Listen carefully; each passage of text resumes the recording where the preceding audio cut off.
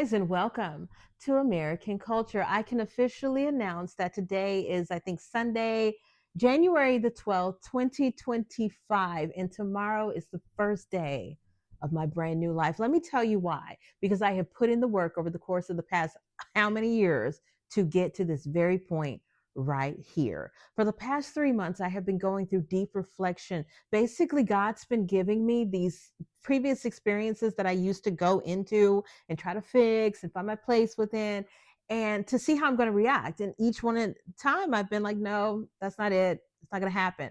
The reason why finally, I was trying to date. That was one of the things. And I had to realize we're not on the same frequency. Like we can't talk. I am finally at the point now to where I know so much of who I am and what I need.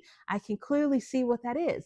I am the type of person that I like to grow and cultivate, and I'm going to need somebody that can actually do something with what I am growing, and vice versa. It's not that I need to go over there and spend all my time trying to fix things. And that's what this story is about today, you guys. You see, what the new life for me is recognizing that all things are in place, doing what God wants them to do right now, including myself. I've stopped fighting literally against the system. It is all whatever it is, including me, my financial status, where I am at, my life, the whole 9 yards. All of this is working out to God's plan. What's slowing me down, or anybody, is not looking at it that way, not saying, okay, God, this is perfect. Now, what do I do with this perfection? And when I started to stop seeing my life through the lens of rejection, what's bad here, what's no here, and the lens of acceptance, what's good here? What can I do here to use here to create better things? Changed. And for me, just now, a couple hours ago, was something fundamental. My niece just turned 16. I want to take her out of the country, and I want a nice vacation too. But the thing is, I needed to put down a quite a bit of money right now. Now, you guys, I have that money. I could go ahead and do that and do it effortlessly. And I think about people who, when they get like thousands of extra dollars, they're like, this is what I'm going to do. Me, not so much. Let me save it. Let me hoard it. Let me try to keep myself safe and secure.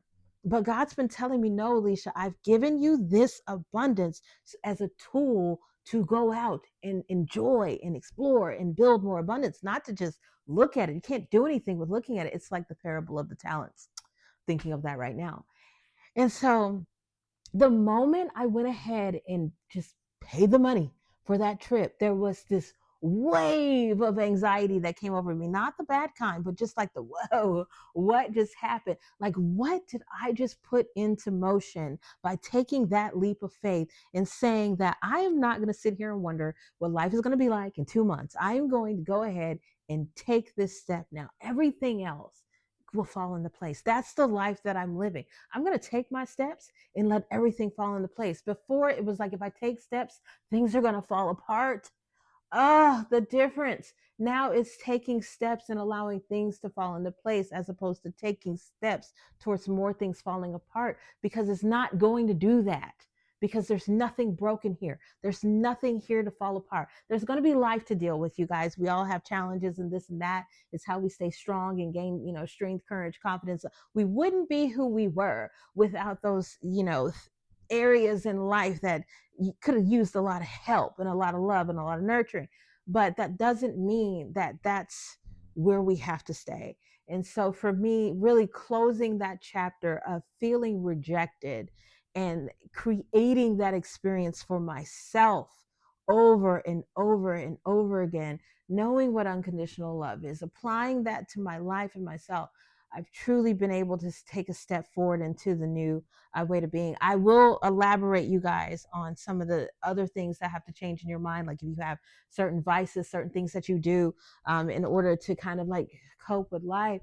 What eventually happens is you start to realize that there's a spiritual version of you along with that ego version of you.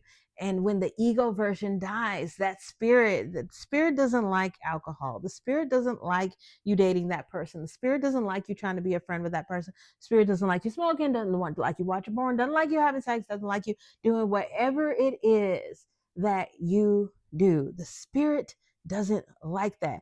And I will tell you guys, before you make that transition, you're going to be tempted to go back to some of those old vices that you did in order to relax or cope. And you're going to realize This is literally making me sick. I think for the past like 90 days, I was just sick of being that older version of self. And I just truly wanted to walk in who God wanted me to be. And so He has shown me everything that I was doing that wasn't that, so that I can propel myself forward now into walking the way that He wants me to be. So, yeah, I have no idea what I put into motion today when I bought those tickets, but to me, feels like a new life. Have a blessed day, you guys.